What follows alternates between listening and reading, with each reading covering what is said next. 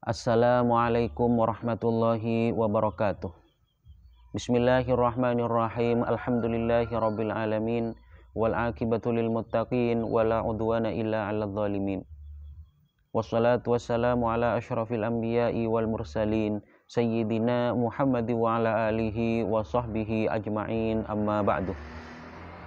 Marilah kita melanjutkan pengajian kitab Al-Fawaidul Mukhtarah li Saliki Thariqil Akhirah karya Al-Habib Ali bin Hasan Baharun yang merupakan petikan dari perkataan Al-Habib Zain bin Ibrahim bin Sumaid. Bismillahirrahmanirrahim. As-safaru li thalabil ilmi. Ini adalah perjalanan untuk mencari ilmu syariat. Qadima Harun Ar-Rasyid Al-Madinah wa kana qad balaghahu anna Malik bin Anas indahul Muwatta yaqra'uhu 'alan nasi fawajjaha ilaihi al-Barmakiyyah faqala akrihu salam wa kullahu yahmilu ilayya al-kitaba fayaqra'uhu alayya fa'atahu al-Barmaki faqala lahu akrihu salam wa kullahu innal ilma yuzaru wa la yazuru wa innal ilma yu'ta wa la ya'ti. Suatu ketika Khalifah Harun Ar-Rasyid datang ke Madinah dan sampai kepadanya bahwasanya Al-Imam Malik bin Anas mempunyai kumpulan kitab yang dikarang oleh beliau. Nama kitabnya adalah Al-Muwatta, dibacakan kepada manusia. Maka akhirnya Khalifah Harun Ar-Rasyid menghadapkan Barmaki kepada Al-Imam Malik bin Anas. Al-Barmaki ini adalah menteri Harun Ar-Rasyid. Setelah Harun Ar-Rasyid menjadi khalifah, maka Al-Barmaki yang nama aslinya adalah Yahya bin Khalid Al-Barmaki itu dijadikan menteri oleh Khalifah Harun Ar-Rasyid. Namun sebelum Harun Ar-Rasyid menjadi khalifah, Al-Barmaki ini memang sudah menjadi katib, menjadi juru tulis Harun Ar-Rasyid. Maka Yahya bin Khalid Al-Barmaki ini dihadapkan oleh Harun Ar-Rasyid kepada Imam Malik bin Anas, guru dari Imam Syafi'i, pendiri madhab Maliki. Maka Harun Ar-Rasyid bilang kepada Al-Barmaki, sampaikan salam kepada Imam Malik. Bilang kepadanya, bawa kitab Al-Muwatta kepada saya dan kemudian bacakan kepada saya. Itu kata Harun Ar-Rasyid, menyuruh Barmaki untuk mengatakan hal itu kepada Imam Malik bin Anas. Maka akhirnya Al-Barmaki mendatangi Imam Malik. Maka setelah Al-Barmaki mendatangi Imam Malik, menyampaikan salam dari Harun Ar-Rasyid, menyampaikan pesan-pesan dari Harun Ar-Rasyid, maka kemudian Imam Malik bin Anas menjawab, sampaikan balasan salamku kepadanya, kepada Khalifah Harun Ar-Rasyid, dan bilang kepadanya, innal ilma yuzaru wa la yazuru wa innal ilma yu'ta wa la ya'ti.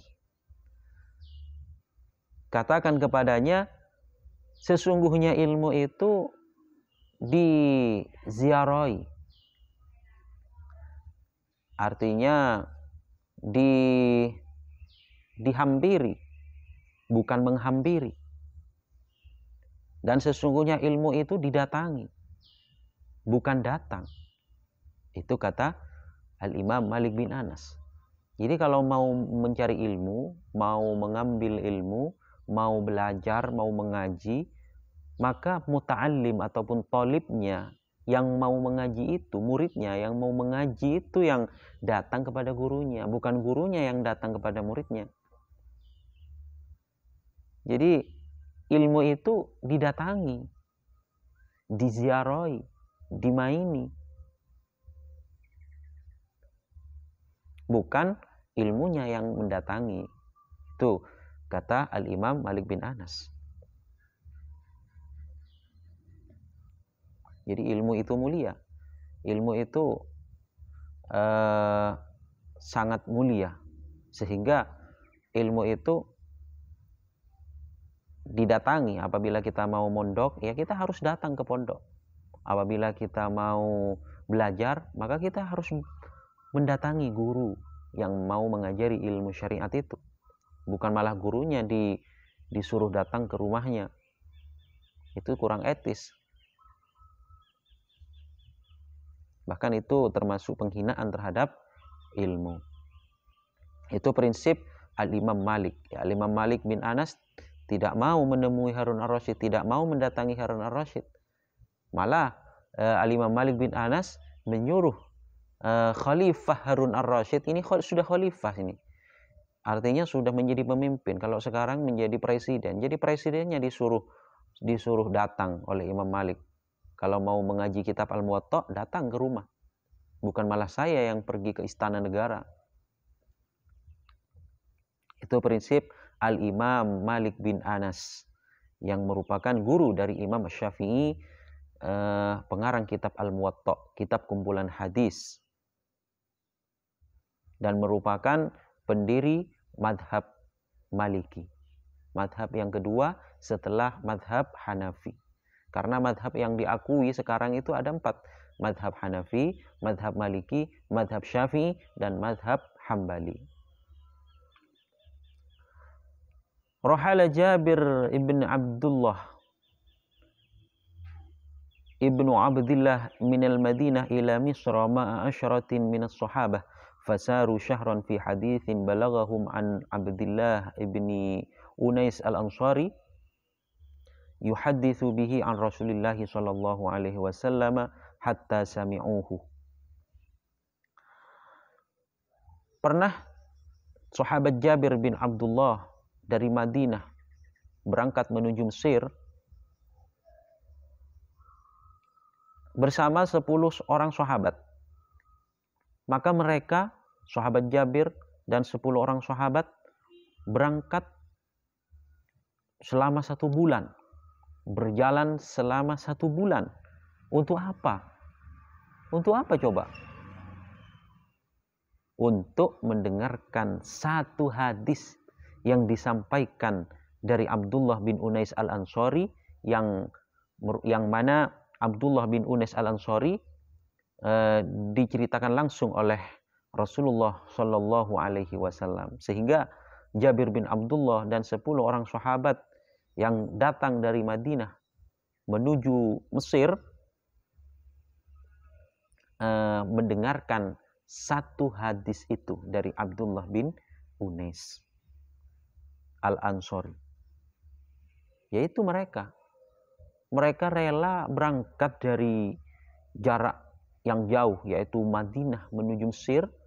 Dari kota Madinah menuju Mesir, jaraknya itu sangat jauh, sampai memakan waktu 1 bulan hanya untuk mendengarkan 1 hadis dari Abdullah bin Unais al-Ansari. Itu mereka. Itulah sahabat Jabir bin Abdullah bersama 10 orang sahabat. Ini perjalanan para sahabat, perjalanan para ulama untuk mencari ilmu syariat, ilmu agama. Kana al-Habib Ahmad al-Habashi sahibus syu'ab yasrahu min al-Husaysah ila Ainat li huduri madrasi Syekh Abi Bakar bin Salim. Juga Al-Habib Ahmad al-Habashi, ada yang membaca Al-Habsyi, yang mana merupakan pengarang kitab Syu'ab, berangkat dari Husaysah menuju Ainat untuk menghadiri majlis Syekh Abi Bakar bin Salim, di mana jarak perjalanan di antara Husaysah dan Ainat itu adalah 40 km, kira-kira 41 km km.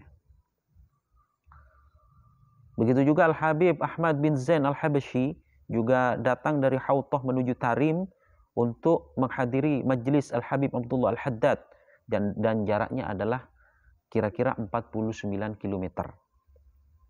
Wa kanatil masafatu bainahuma 41 km takriban. Wa kadzalika kana Al-Habib Ahmad bin Zain Al-Habashi ya'ti min al-Hautah ila Tarim li huduri majlis al-Habib Abdullah al-Haddad wa kanatil masafatu bainahuma takriban 49 km.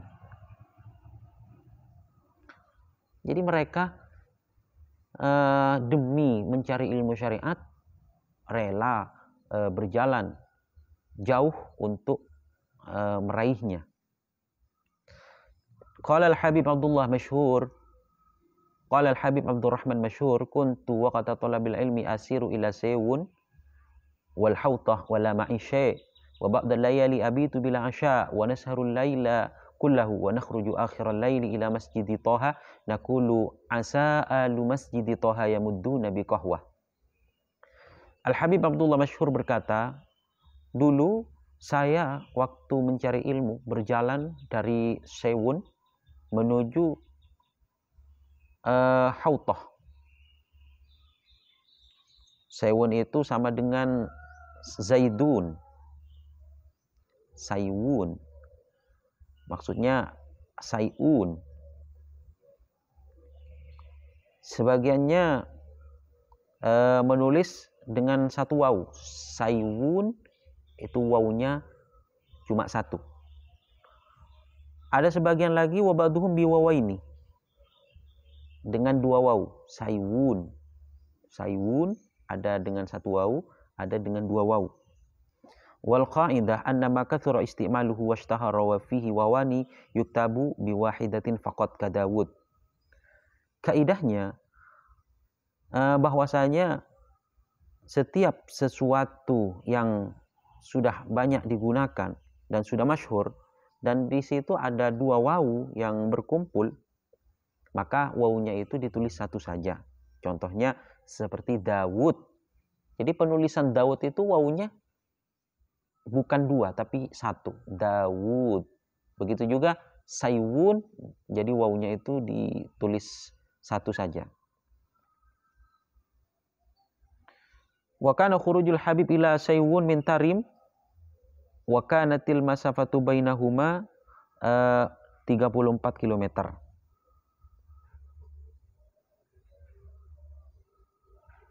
Bukan dari Saiwun ke Hawtah ya, tapi dari Tarim, dari Tarim ke Saiwun itu jarak perjalanannya adalah 34 km.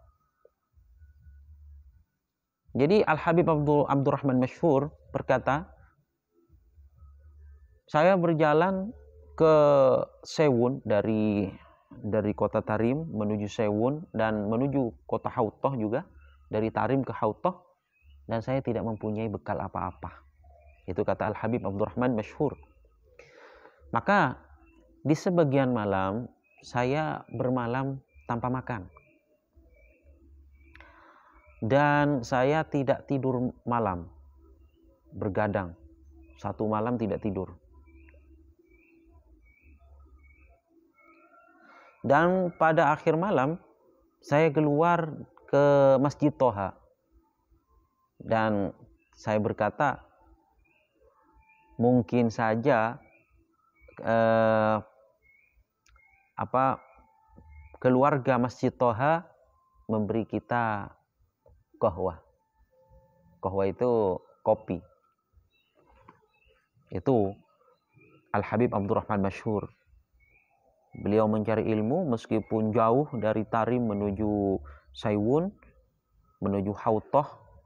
Bahkan beliau berjalan tanpa makan dan minum. Satu malam bergadang. Itu di sebagian malamnya beliau bergadang, tidak tidur satu malam. Bahkan di akhir malam beliau pergi ke Masjid Toha, dan di Masjid Toha dia mengharap mungkin ada dari penduduk di sana, di sekitar Masjid Toha mungkin yang memberi qahwah, yang memberi kopi. Jadi sangat masyaqqat sekali, sangat sulit sekali mereka untuk mencari ilmu. Sudah perjalanannya jauh, terus nggak ada makanan, nggak tidur, hanya untuk mencari ilmu syariat, ilmu agama. Itulah Al-Habib Abdurrahman Masyhur. Kana Syekh Salim radhiyallahu an min kibaril a'immah al-mu'tamidin wal ulama al-muhaqqiqin wa kadal ilmu ay yandarisa fi nahiyati Hadramaut فأحياه وذلك أنه سافر في طلب العلم ومكث 40 سنة في العراق وغيره يظن أهله أنه قد مات ثم جاء ودرس في بلده وأقبل عليه طلبة العلم من كل مكان وحصل العلم على يديه خلق كثير حتى بلغ عدد المفتين في تريم 300 مفت في عصر واحد ومصنفين كثيرين. Syekh Salim radhiyallahu an merupakan pembesar dari para ulama yang sudah kokoh di dalam ilmunya, yang dijadikan pegangan di dalam ilmunya, dan termasuk dari pembesar ulama yang tahqiq, yang menyatakan terhadap ilmunya. Dan pada waktu itu di daerah Hadramaut ilmu sudah hampir punah. Maka oleh Syekh Salim dihidupkan ilmu itu. Ilmu agama di Hadramaut dihidupkan oleh Syekh Salim. Ceritanya bahwasanya Syekh Salim berangkat untuk mencari ilmu dan selama 40 tahun berada di Irak. Berada di Irak atau lain-lainnya untuk mencari ilmu.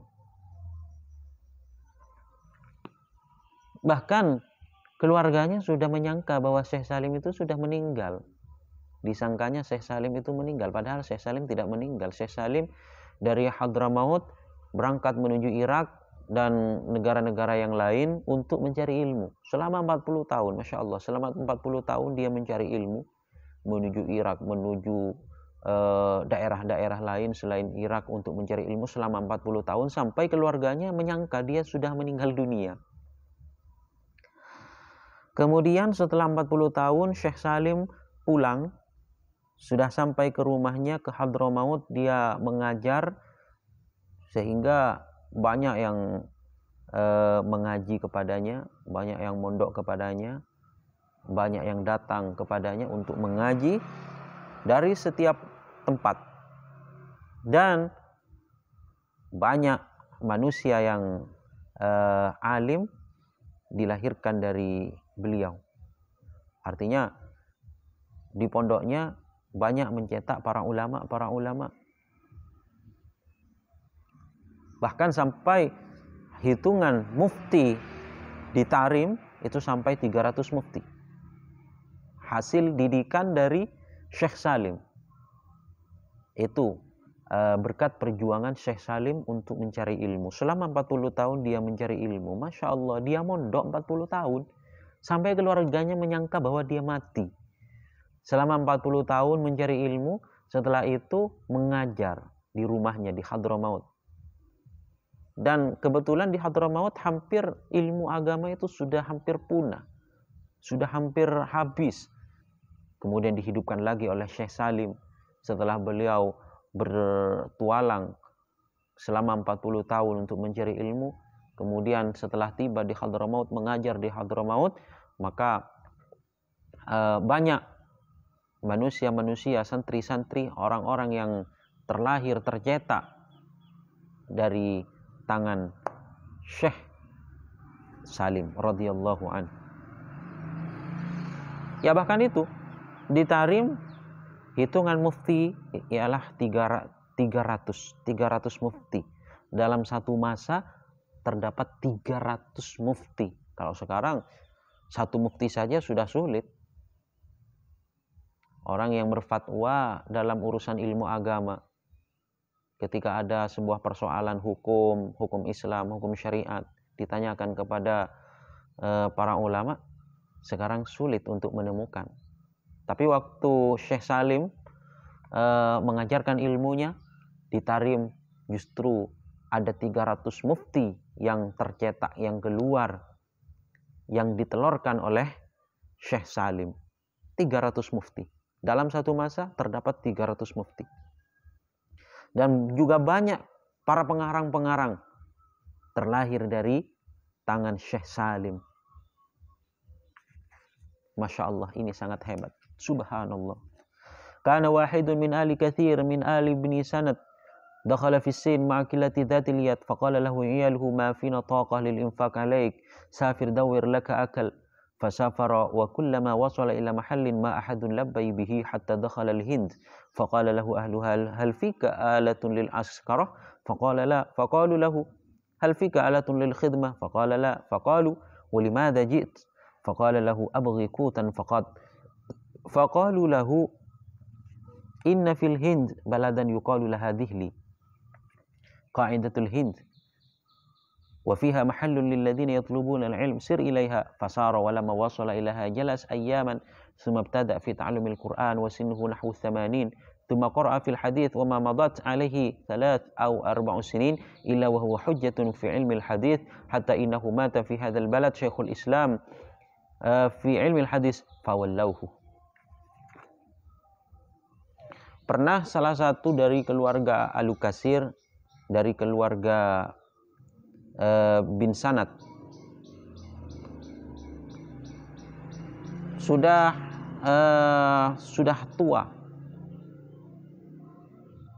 tua dan tidak mempunyai apa-apa, artinya sudah fakir.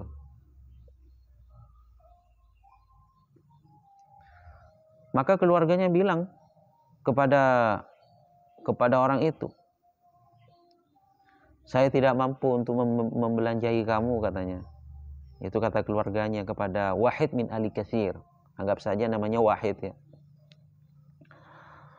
Akhirnya kata keluarganya kepada Wahid ini, berangkat kamu, cari sendiri nafkahnya. Saya sudah tidak mampu untuk membiayai kamu. Cari sendiri sana biayamu, nafkahmu, cari sendiri, kata keluarganya kepada Wahid. Akhirnya setelah Wahid itu berangkat sampai kepada satu daerah, tidak ada satupun yang menerimanya. Sampai akhirnya dia masuk ke negara India. Maka penduduk kota India bilang kepada Wahid ini, apakah kamu mempunyai alat milik tentara? Alat-alat tentara? Maka Wahid ini berkata tidak. Penduduk tadi bilang lagi kepada Wahid ini, apakah kamu mempunyai alat untuk melayani, menjadi pelayan TKW?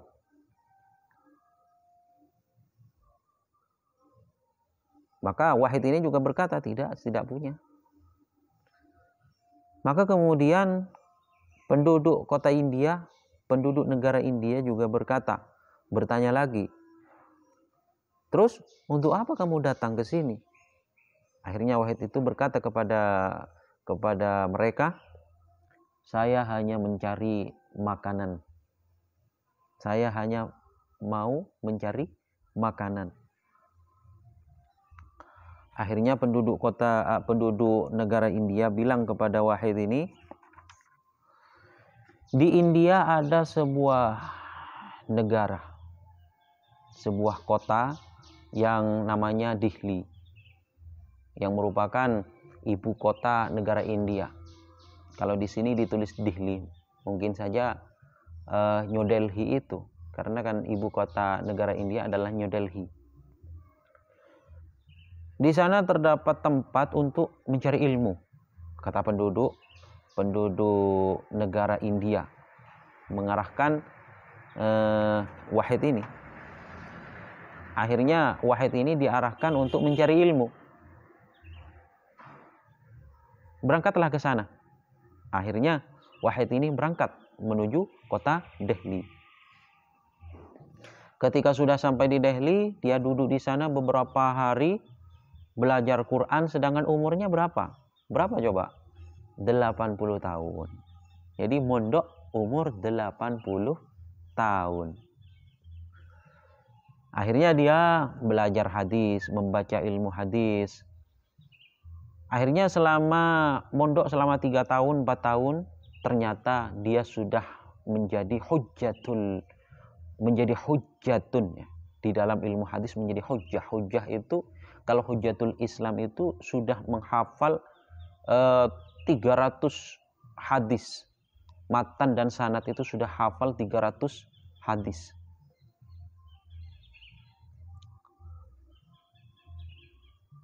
Ada hakim, kalau hakim itu hafal semua hadis dari segi matan dan sanad sudah hafal semua, itu namanya al-hakim. Ada juga al-hafidh.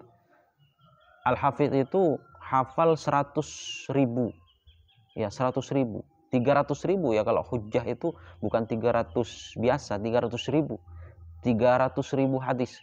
Kalau al-hafidh itu gelar bagi orang yang sudah hafal 100.000 hadis, sanad dan matannya. Ya kalau thalib masih belajar, ingin mencari ilmu namanya thalib. Ada lagi namanya syekh. Kalau syekh itu ustadz kamil, guru yang sudah sempurna, itu namanya syekh.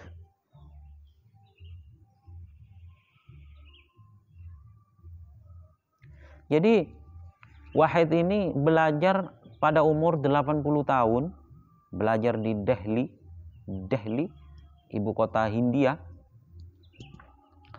Belajar hanya 3 tahun, 4 tahun dia sudah menjadi hujjah di dalam ilmu hadis.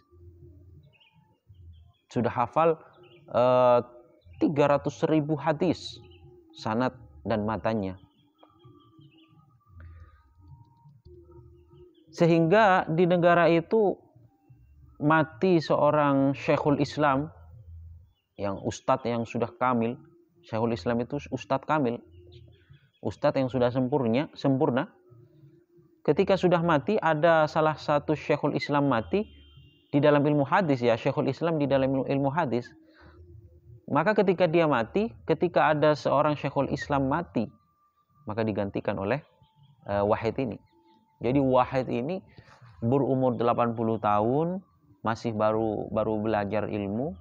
Namun setelah 3 tahun, 4 tahun belajar ilmu hadis, akhirnya dia langsung menjadi hujjatul Islam. Dan bahkan ketika ada Syekhul Islam fil hadis, fi ilmil hadis, meninggal dunia, langsung digantikan oleh Wahid ini. Ya tentunya disuruh siapa? Disuruh rakyat ataupun penduduk kota itu, desa itu. Itulah Wahid min Ali Kasir min Ali bin Sanad. Jadi pertama kalinya dia tidak mempunyai makanan, tidak mempunyai belanja, tidak mempunyai tidak mempunyai apa-apa. Sehingga pada akhirnya Wahid min Ibni Kasir min Ali Kasir min Ali bin Sanad akhirnya merantau untuk berkasab, tapi pada akhirnya dia mencari ilmu pada umur 80 tahun, yang pada akhirnya dia menjadi hujjatul Islam setelah dia belajar 3 tahun 4 tahun menjadi hujjah di dalam ilmu hadis, dan bahkan dia menggantikan Syekhul Islam yang telah wafat, yang telah meninggal dunia. Qila lamma balagha Sufyan ats-Tsauri radhiyallahu an min al-umri 15 sanah qala li ummihi ya ummah habini lillahi ta'ala faqalat ya waladi innama yuhda lil muluk min man yasluh lahum wa anta ma fika syai'un yasluhu lillah fastahya wa dakhala baitan fa aqama fihi 5 sinin mutawajjihan ila Allah ta'ala bil ibadah fadakhalat alaihi ummuhu ba'da dhalika fawajadathu mujtahidan fil ibadah wa alaihi atharus sa'adah faqabbalat baina aynayhi wa qalat ya waladi al'an qad wahabtuka lillah fakharaja anha wa ghaba 10 sinin fi siyahatihi mutaladdidan bi ibadatihi fashtaqa ila ummihi fazaraha laylan falamma taraqa al-baba nadathu min wara'il hijab ya Sufyan man wahaba lillahi syai'an fala ya'udu fihi wa ana qad wahabtuka ilaihi fala araka illa baina yadayhi. Dikatakan ketika Sufyan Ats-Tsauri berumur 15 tahun, Sufyan Ats-Tsauri ketika berumur 15 tahun berkata kepada ibunya, "Ibu, berikanlah saya kepada Allah." Maka ibunya berkata, "Wahai anakku, yang bisa diberikan kepada para raja itu hanya orang yang pantas untuk diberikan. Kalau uang 100 rupiah itu tidak pantas untuk diberikan kepada kiai, kepada pejabat-pejabat, apalagi diberikan kepada Allah. Nggak pantas 100 rupiah itu. Yang pantas berapa? Ya paling sedikit 20.000, 50.000. Atau 1 juta. Itu yang pantas untuk muluk, untuk raja, untuk para raja. Apalagi Allah Subhanahu wa taala. Itu kata ibunya kepada Sufyan Ats-Tsauri, sedangkan kamu tidak pantas. Bagi Allah tidak pantas. Akhirnya Sufyan Ats-Tsauri malu. Akhirnya Sufyan Ats-Tsauri masuk ke dalam kamar dan diam di dalam kamar selama 5 tahun menghadap Allah Subhanahu wa taala, beribadah kepada Allah Subhanahu wa taala. Maka setelah 5 tahun ibunya masuk ke dalam kamar Sufyan Ats-Tsauri. Akhirnya ibunya melihat Sufyan Ats-Tsauri sudah menjadi mujtahid, sungguh-sungguh di dalam ibadah, sudah giat di dalam beribadah, sungguh-sungguh di dalam beribadah, dan ada bekas-bekas ataupun jejak-jejak ataupun tanda-tanda keberuntungan. Akhirnya ibunya mengecup kening Sufyan Ats-Tsauri. Dan ibunya berkata kepada Sufyan Ats-Tsauri, wahai anakku, sekarang saya hibahkan kamu kepada Allah. Hibahkan kamu untuk Allah. Saya berikan dirimu kepada Allah. Akhirnya Sufyan Ats-Tsauri keluar, menghilang selama 10 tahun. Di perjalanannya merasa lezat dalam ibadahnya, dengan ibadahnya. Akhirnya dia rindu kepada ibunya. Karena sudah 10 tahun pergi, tidak pulang, akhirnya rindu kepada ibunya. Sufyan Ats-Tsauri merindukan ibunya. Maka suatu malam Sufyan Ats-Tsauri berkunjung kepada ibunya. Maka setelah Sufyan Ats-Tsauri mengetuk pintu rumah, akhirnya ibunya yang ada di dalam rumah memanggil Sufyan Ats-Tsauri. Wahai Sufyan, siapa saja yang diberikan kepada Allah maka tidak boleh kembali. Kalau sudah diberikan kepada Allah jangan kembali, kata ibunya. Ini ibu yang bagus ini. Kalau sekarang anaknya dimondokkan ke pesantren, padahal mondok itu kan ada liburannya, ada pulangnya. Tapi kalau ini nggak pulang-pulang, selama 10 tahun nggak pulang-pulang. Meskipun rindu, Sufyan Ats-Tsauri langsung ibunya bilang, kalau sudah diberikan kepada Allah jangan pulang, jangan kembali. Apakah ada ibu yang seperti itu? Apakah ada orang tua yang seperti itu? Meniru Sufyan Ats-Tsauri, meniru ibu daripada Sufyan Ats-Tsauri.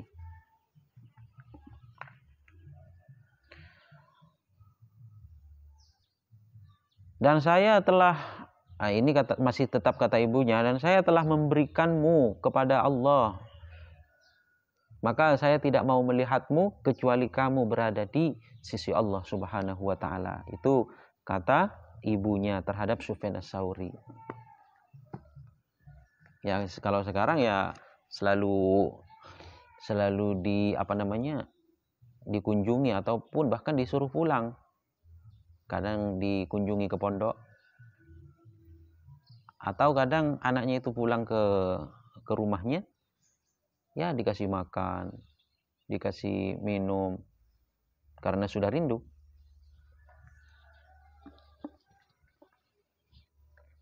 Tapi kalau ibu dari Sufyan Ats-Tsauri, ya nggak dikasih makan, nggak dikasih minum, disuruh pulang, disuruh kembali lagi, nggak boleh pulang ya, maksudnya nggak boleh pulang, bukan disuruh pulang, nggak boleh pulang, disuruh kembali, karena sudah diberikan kepada Allah, dihibahkan kepada Allah. Qala qutbul irsyad al-Haddad talabna minal kulli hatta shara al-kullu yatlubu minna. Abdullah bin Alawi al-Haddad yang merupakan qutbul irsyad berkata, saya mencari dari semua ulama sehingga semuanya juga mencari dari saya. Jadi Habib Abdullah bin Alawi al-Haddad mencari ilmu kepada para ulama, kepada semua ulama yang ada. Akhirnya kalau sudah mendapatkan ilmu, maka Al-Habib Abdullah bin Alawi al-Haddad dicari ilmunya oleh semua orang. Asy-Syaikh Al-Khatib Al-Baghdadi allafa kitaban dzakara fihi sahaba wat tabi'in wa man ba'dahu min alladziina rahalu li ajli talabi haditsin wahidin aw ma hadza ma'nahu.